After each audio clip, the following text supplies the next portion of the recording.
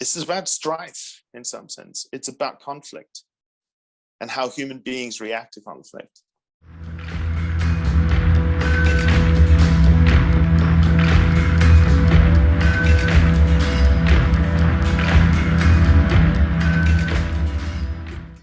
What's going on, everybody? We are honored today with the presence of Mr. Jonas, formerly with krigsgaldr, now known as Nebala. How are you, my friend?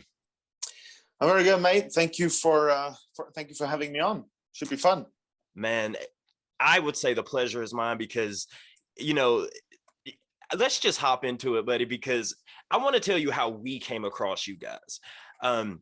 You in particular. So when we started doing Rappers React, our subscribers were like, check this band out called Hyland. We checked it out, and literally we felt as if it took us back to our primal, like just the primal instinct of being a human, basically. And I think you guys perfectly displayed that and brought it out in your music. How did you find out about Hyland? How did you become a part of Hyland? How did that come to be? Well, I mean, I've been friends with Christopher and Maria. Christopher is the guy, you know, if you're looking at the stage, I'm at the far right, he's at the far left, and has nothing to do with our political affiliations. But I think that would probably be the other way around. But either which way, no. No, so he's all the way to the left, and then Maria, who is the hot chick with the antlers and the red dreads. So we've been friends for a long time. Christopher and I have been friends since we were like 18, so that's almost 2 decades now. And so we've been friends for a long time, but we never had a project to work on together. And then Christopher and I finally started the project together, where we were traveling around India, and I'm sort of very interested in Indian spiritual music and so on. And we were recording down there and blah, blah, blah. And then when finally Hyland just kind of blew up, he called me because they were, you know, being contacted to play all these different gigs. And he called me to sort of become the main male sort of traditional vocals, I would call it. Because at that time, I didn't know how to do the whole throat singing thing, which I'm sure you've noticed that there's this really deep, sort of growly kind of voice going on. And so I had to learn that from scratch. And that's kind of how because when he called me and asked me if I wanted to be a part, I obviously said, like, fuck yeah, man. Hell yeah. Hell yeah. You know, you want me to go on stage and like do this whole dressed up, you know, and with a huge ensemble doing all kinds of mad things. I mean, it sounds like too good you know, an opportunity to pass up. So that's kind of how it happened. Totally agree. So you said that what drives you when it comes to I know you said the ancient drums and, you know, the primal, the spiritual feeling of ancestral. What is it about that drives you? Why are you connected to that personally? Oh, this is a great question, actually, because this is the question I ask myself all the time. Because when I started out playing music, I played like rock and roll and indie, symphonic, shoegazer, whatever. I'm having trouble. I need to get my feelings out, sort of thing, you know.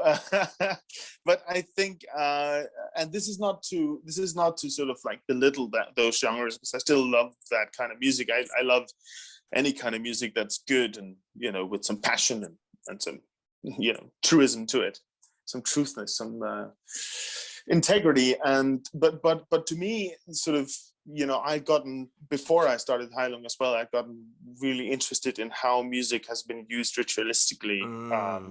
I got sort of my baptism of fire with that as I was at a Tibetan Buddhist retreat, and I heard, you know, real Tibetan throat singers sing in their little temple and just sit there for hours and hours and chant. And I got really inspired by that. So when I heard Heilung the first time, I heard the track called Alfadhirhaiti. I think that was the first track I ever heard. And that has that sort of very cyclical, just reciting names. I think it's 30 odd names of Odin that are just being repeated over and over again, and in this throat singing style. And then with these dark things and trippy beat things going on in the background. I just thought it was brilliant, and I'd never heard anything like that before. So for me, it opened a whole new avenue of music for me to go down, and that's what I've been pursuing ever since, to sort of, offer my assistance to that whole project of reigniting spirituality that has been maybe lost in the world that we live in today, especially in the Western world. Absolutely. And I think you did it so well, because you can correct me if I'm wrong here, but my interpretation with music is it's a universal language. You can get on those drums and you can play that in Atlanta, Georgia, or you can play it in Oslo, Norway. No matter what, that sound is universal. So it just brings something out of people, wouldn't you say? I think that's true, and I think that sort of element of it in this type of music is maybe further focused on, like emphasized on. But I think it's true for all music if it's true. I mean, I think if you'd asked Zack de la Rocha from Rage Against the Machine, if you'd asked him whether he would ever think that, some Wall Street broker is going to go around and going like, fuck you, I don't, want to do what you tell me, or whatever, he would have said, fuck off, man. That's no way, because we're singing about, stick it to the man, and, we're left wing, and we're, all about that. But I can tell you for a fact that there's a Wall Street broker today walking either to or home from his office going like, fuck you. Exactly. He's gonna be fucking doing that, because it's true, and he feels that. Maybe he relates it to his wife, who just told him off before he left for work, like, it's like, fuck you, I don't do what you tell me, he maybe relates it to that, but that's because the feeling is true, and what Zack is trying to portray shines through because he fucking means it, So the whole politics around it and so on doesn't matter at all. Once you're standing and looking at an artist, or whether you're an artist on stage, really there is just the feeling. All the words, all the regalia, all that doesn't actually matter. There is just that one thing. Feeling, man. Yeah. Spot on. I totally agree with you, man. Music can take you to places that, I mean, if you ask me, music is a drug. Yeah, we've all been through depressed times, and with me personally, music got me out of it. And just to give you a little bit of background, man, when we first checked out, krigsgaldr, I was going through something personal, and there's a line in there where we said, we feel like we conjured up our dead homies. That's what it felt like. Yeah. And literally, man, it's crazy how music can just do that, man. But back onto you really quick. So when did you start? When did you find your gift for music? When did you start? Like, how old were you? This is gonna sound super braggadocious, but I think that was sort of always there. Yes. As I think that there are some people that probably sing before they can talk, and I think it was that for me. I think I started like making sounds. My daughter was the same, and she's a phenomenal singer today, and she started humming before she started really talking. So for me, it really was like always there. And it was never, like how sometimes in life you find something that you're good at, or you find something that you fancy or whatever, and you go, oh, I would like to be able to do that, or I would like to do that sort of thing, and you kind of choose consciously to do it. With music, it was never like a thing that I could choose to do. It was always there. Yeah, that was like, if you don't play music, you're gonna be fucking miserable. So you better play music, that kind of thing. I can relate, man. It's I've being an artist, and we can relate to each other with that, because I think you're born with it. It's just some people are just born with it, and I think that's the case with us, man. Yeah, absolutely. And some people are born with it more, like Jacob Collier or Mozart, and some people are born with it like me, who has to struggle a bit. But hope I make up for it with feeling or something. Absolute music is a feeling, man. There's I want to touch on, Nebala, and the new projects that you have going on. I have one more question about krigsgaldr. Go on. Go for it. There's a line in there that has been stuck in my head, and I'm not really sure how deep you are with the lyric writing, or I just want your interpretation of these lyrics. He says, "The sword is soft in the furnace. It hungers to be hit and wants to have 100 sisters in the coldest state of their existence." That line, it just hits me so hard. I'm just wondering what your interpretation of that would be. I mean, firstly, I from what I understand, again, like, this is Kai who writes all this stuff. But from what I understand from him, all the stuff that he writes as well is mostly, or a lot of times at least, inspired by something, either a text or some happening or saga or whatever from that time. And I think for me this is interesting because this I believe this inscription that Hyland is singing in the beginning, like,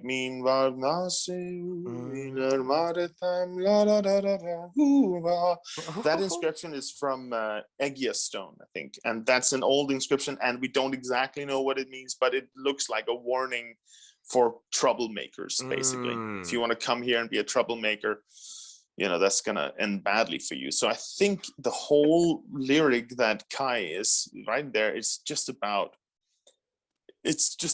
now I have the Danish word for it in my head. It's about strife in some sense. It's about conflict and how human beings react to conflict. Man. And how, I think, it makes sense that, it's always like, we could stand and talk about peace and understanding and so on, but you're the kind of one, obviously, right, that just wants to fight, Right. And so I think he's dealing with that in various different ways in that poem. And I like that line as well. And wants to have 100 sisters in the coldest state of their existence. And dude, then he says coexistence, conflict, combat, and then it just drops that regeneration, transformation. So hard. That is the best I can do for you. No, it's a great track and a great lyric. And he actually, my personal favorite of his lyrics that aren't like Old Norse is a track called Afhomon. It's the last track on their first record. It's in German, but German can be a very beautiful language too. Angry sounding sometimes, though, right? Yeah. But this one is not so much angry as it's just incredibly scary sounding. And it's his. I feel his magnus opus. What do you call it? Magnum opus. Yep. Magnum opus. Magnus opus. So the guy lives down the road. Magnus opus. No, it's his magnum opus of a poem. I feel, because it's very much Nietzschean. Right. The whole will to power thing. So it's really beautiful. Just check that out. So you're from Denmark. Okay. Yeah. And right now you reside in Norway. I live in Norway, and I think I will stay there. Yeah, man, listen, I've been to Norway myself, and it's one of the most beautiful places on earth. What I'm curious is, the sound that you have, the music that you're putting out now. Would you say that's a popular music scene in Norway? And the reason I'm asking that is because from what we've seen from Rappers React, we've noticed that there's a lot of black metal, death metal, and we've even heard that those genres were invented in Norway. You kind of take a different approach as to where you're more of the softer, from what I've heard, the softer, the more spiritual, to pull the inner you out. Is that scene popular in Norway? First I want to address what you said about the softer one. So far on the EP, Nebala's music is maybe a slightly softer, but that's gonna change on the record. Oh wow! That's some pretty dark things on there. But I think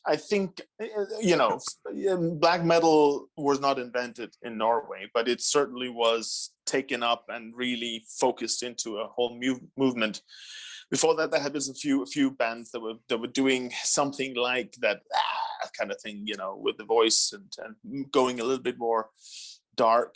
But sure, yeah.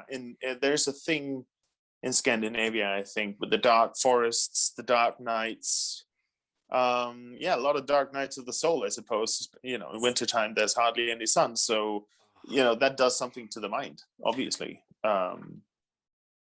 And your mind wanders into dark mists and whatnot. It's so intriguing to me, man, because Norwegians are some of the nicest people. You guys have one of the lowest crime rates, and help me out with this. Usually when you make music, being an artist myself, you kind of adapt to your surroundings. So if you're witnessing, a lot of murders or a lot of people who make a lot of money, your music is kind of going to encapsulate that. But with Norway and the black metal scene, Norway's so beautiful, and you don't have many, bad things that are put out in the news, but you get this black metal music that's polar opposite of what you would think that would come from Norway. Do you get what I'm saying? Like, how does have you ever heard the phrase the idle mind is the devil's playground? Absolutely. Yeah. So I think it's just because it's really bored Norwegians and their lives are just too great, and they start just sitting and not really thinking much, and then all of a sudden all these devilish thoughts comes in them and they go like, I'm probably the devil, I should probably make devil music. No, I don't know. I think that's a good theory though, to be honest. It's just people in Scandinavia have way too much time at their heads, so they're at their hands, so their heads just kind of go into really dark places. I think the darkness is there. The darkness is there regardless of whether you live in India where it's sunny all the time, or in Atlanta or whatever, or whether you live in Norway. I think if you start focusing on it, if you start thinking down those lines, your mind has the capability to take you to incredibly dark places. And I think music just has, a lot of people will feel that way. They will want to channel it in some way. And therefore also many times when you meet people who play black metal, they are the softest kittens that you'll ever meet. They're the sweetest, nicest, because they channel all their darkness through their music. That has to be the explanation, that's the only way I can see it. And they wear these black t-shirts with devils and two goats fucking a porn star, whatever it is. It's that kind of thing. And just like on churches where they have gargoyles warding off, right, which they actually ward off the evil, even though they look evil themselves. They ward off evil. It's the same with black metal people. Exactly. They wear all the black shit to. That's so crazy. You say that, because to the outside looking in, me and Smokey, we were completely oblivious to black metal. And when we saw people wearing the black and the goats fucking each other, or the boots that are this high, we thought, they're wearing black because they want to be devilish or show off a dark side. But one of the trash talkers explained to me, it's actually black absorbs the most light. So that's, like you said, that's some of the sweetest. Well. Yeah, it absorbs light. That's why they wear it. And I thought that was a great analogy. I thought so. Yeah, no, that's a great analogy as well, actually. Yeah, when I grew up and I was starting out in the music business and so on, that was just when the whole church burning and all that kind of stuff was happening in Norway. And people were starting to copy them on the little island. I grew up in Denmark and started like tagging the churches and overturning graves. And why was that? Satan lives. And why did they do that? Damn, man. Am I the right one to ask a fucking anthropologist something? I don't know, man. The reason I'm asking is because being an American, for some reason, they portrayed that about Norway, and Americans thought, dude, Norway, don't go there because they're going to burn churches. And it's so weird because I just want to know. I'm curious as to why. It's so, I don't know. It's weird to me. Yeah. I don't know. I think Norway, I don't know, this is my own theory, but Norway is an incredibly conformist country in many ways.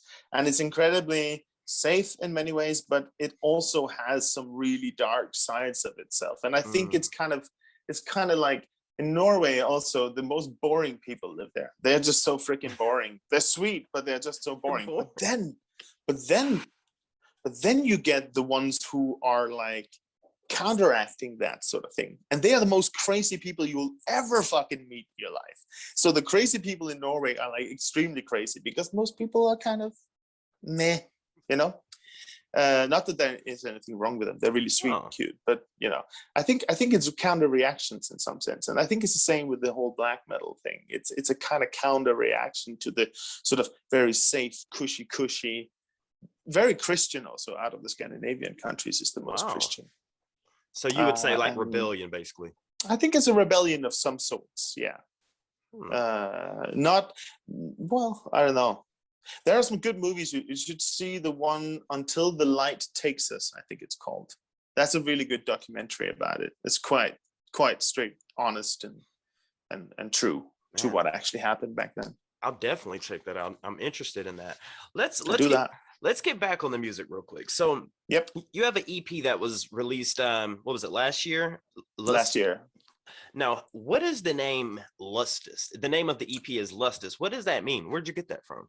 Well, you know, you as an English speaker can probably figure out what it means, because it is one of the root words for the word lust. Lust. Yeah, lust. It's actually, if you pronounce it in Proto-Germanic language, which is the one that I use mostly, or Proto-Norse language, it would probably be lustuz. So the Z at the end, or the Z. Well, what do you say, Z or Z in America? Z. The Z at the end is a sh sound, like in German. You know, schwarz or sh sound, whatever. So it means lust or longing, or something along those lines. And it is because the whole project of Nebala, the whole first record project, the record is coming out in April next year. The whole project is centered around sacred sexuality. Oh, wow. So I'm focusing on different stages of sexuality. So the EP was sort of focused mainly on the longing and the sort of wanting to be with someone, wanting to merge with someone, part of it. And then the second theme is lathu, which is more about the strife and the conflict when two people meet. Both the sort of figuring each other out, but also all kinds of other conflicts that can arise. Also when love is unrequited. And then you have Vudush Alu, which is the last part of it, which means ecstasy. So that's the total union between the two people, the total sort of transcendence of your own ego that kind of is released. And then that's inspired by a lot of stories in Old Norse, Old Nordic mythology, which deals with these kind of things. Deals with, there's, this idea of channeling energy. Like, do you know about yoga and stuff like that? Absolutely. Yeah. So you have the whole Kundalini rising concept in yoga, where you're channeling energy from your groin area up through your crown chakra. And that's always depicted as a snake curling up and then becoming an eagle.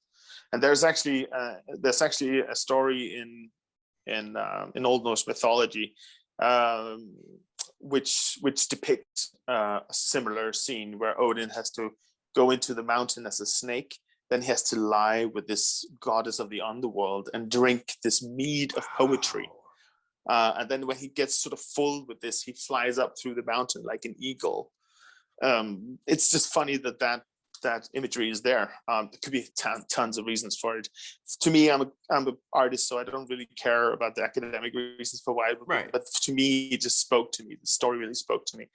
So centered a lot of the album around that as well.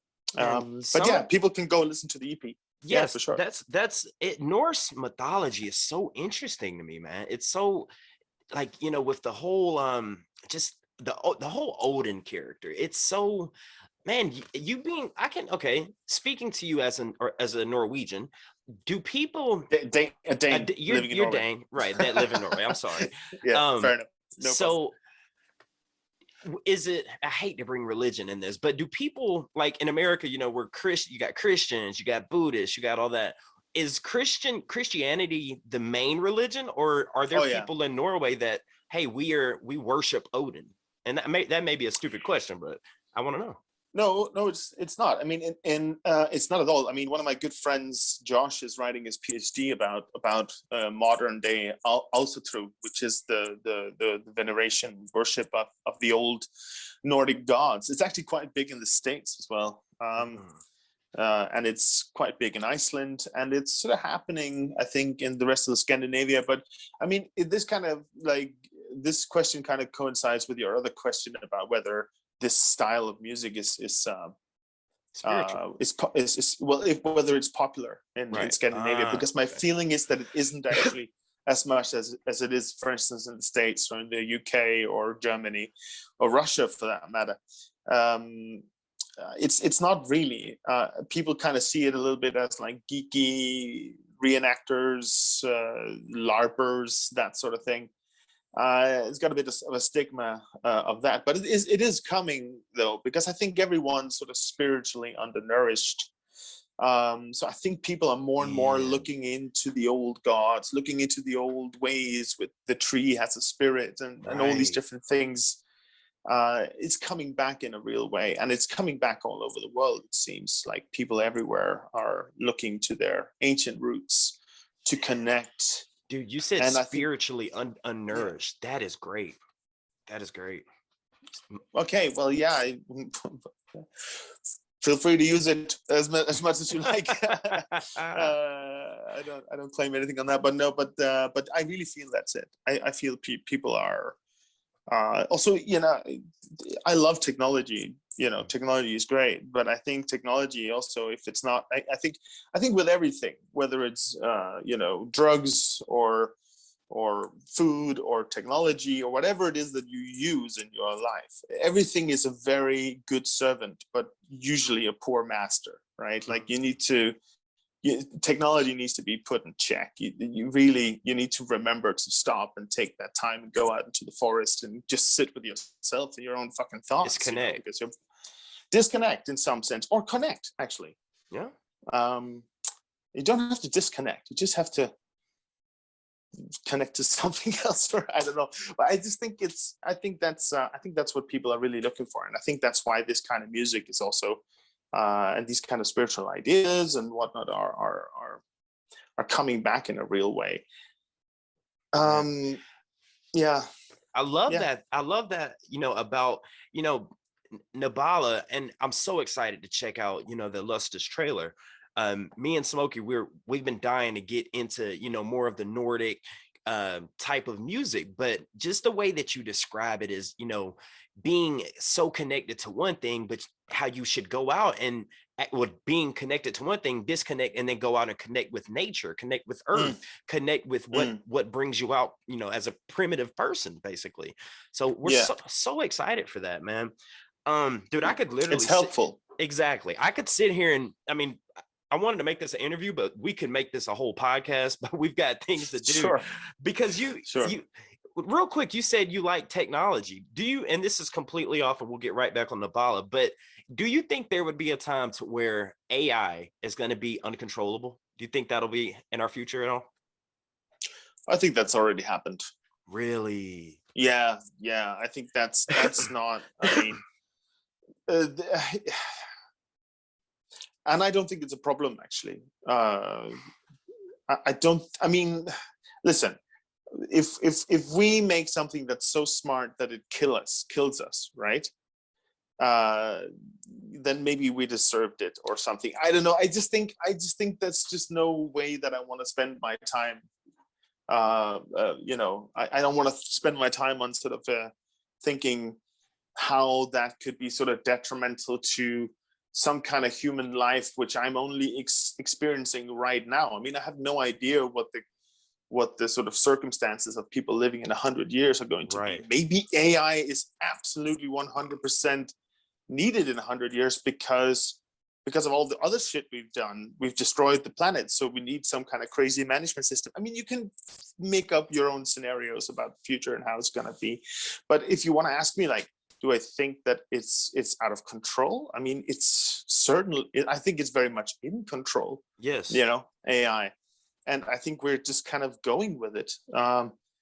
And again, I don't want to say we should not use AI, we should not use technology, because I don't think that's going to get us anywhere. I'd rather say use all that fucking technology, but go out into the forest and spend a few hours and just sit with yourself without your phone. Just do that, and then you'll also be able to manage your time with your phone much better. You'll be able to manage your emotional disposition to anything much better, I would say. Absolutely. That would be my it's if I'm not mistaken, have you ever heard of the Large Hadron Collider? Have you ever heard of that? Yeah, in Cern, in Switzerland. In Switzerland. Now that's your part of the area. These guys they're taking atoms, spinning them, and wanting to collide to essentially create a black hole. If you ask me, that's a little scary. It's a little scary. So okay, yeah, absolutely. But people are going to do this regardless.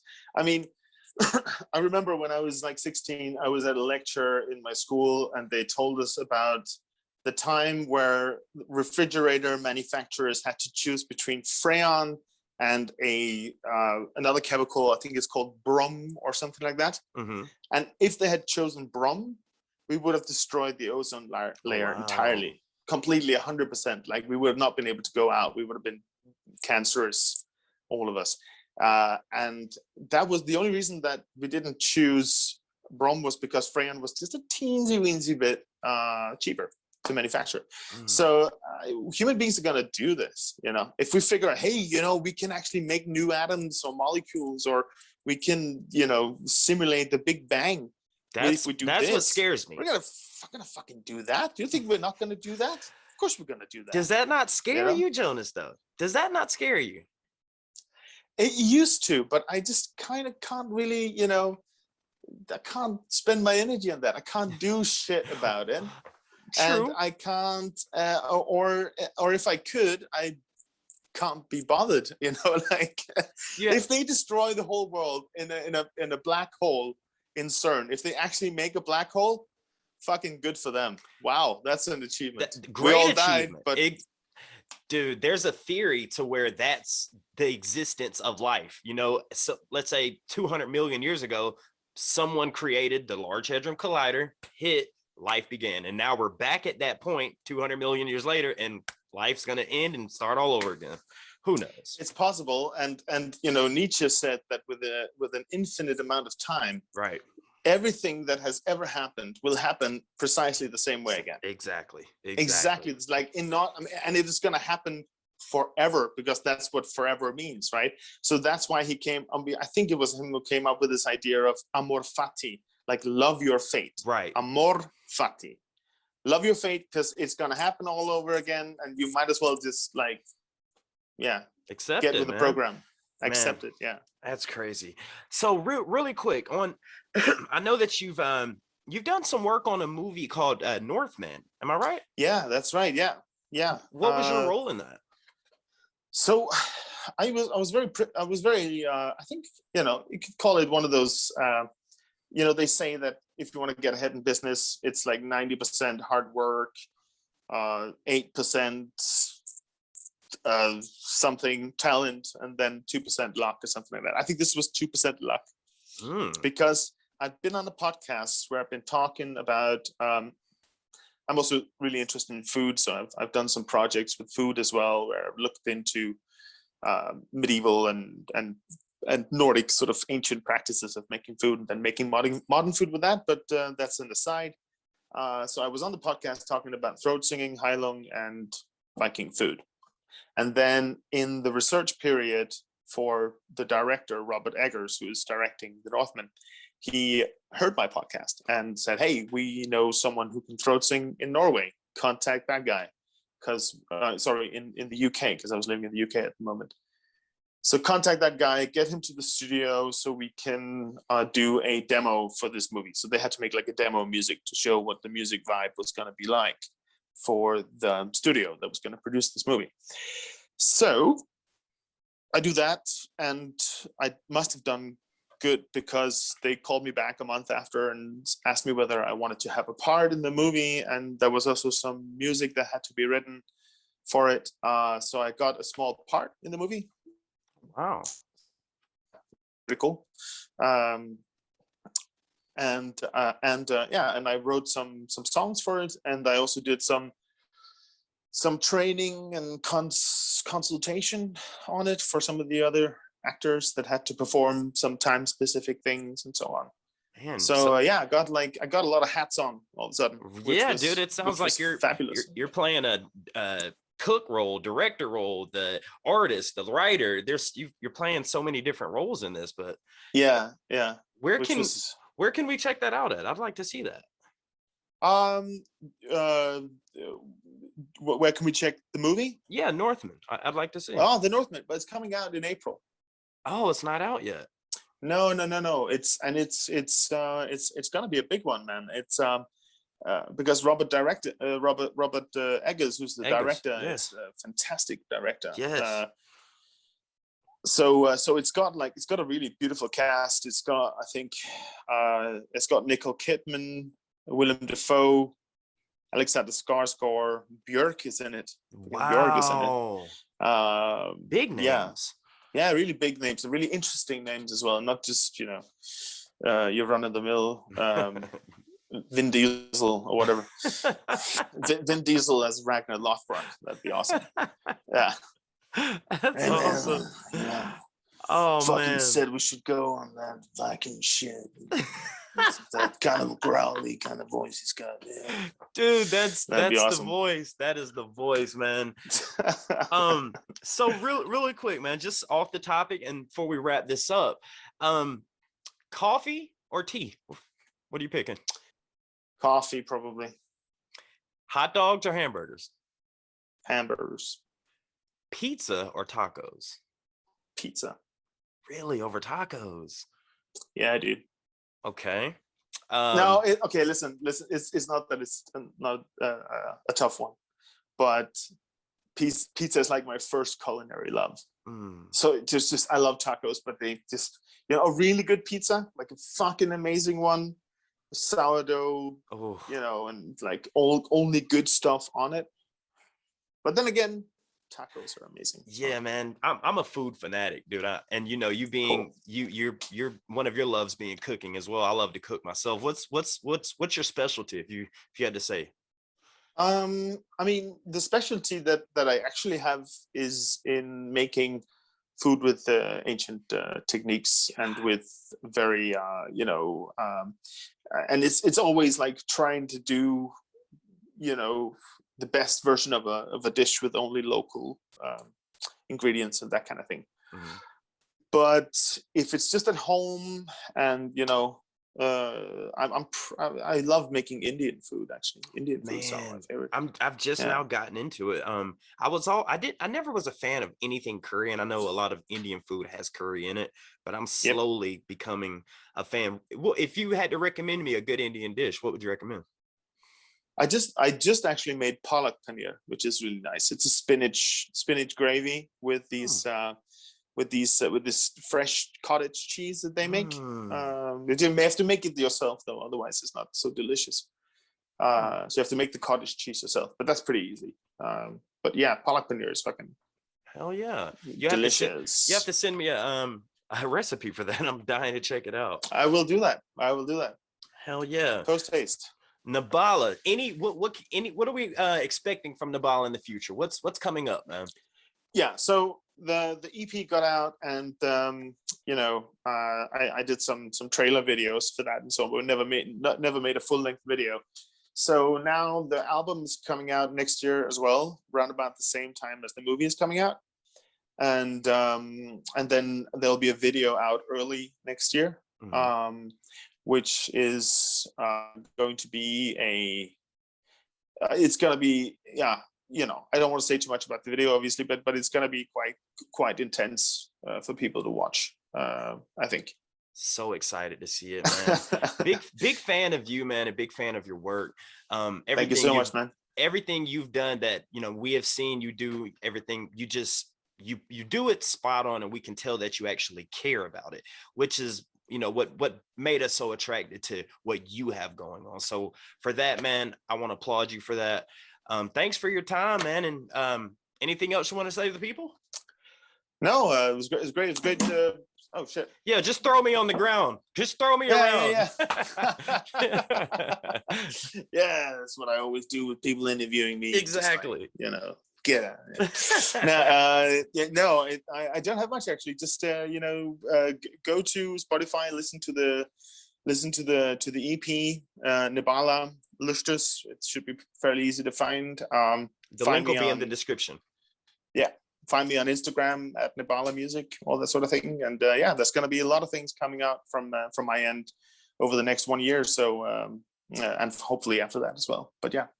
Sounds awesome. And also, we'd like to work with you as well. If you have anything that you're down for, we're willing to work with you as well, buddy. I'd love to come back on. This was fun. Awesome.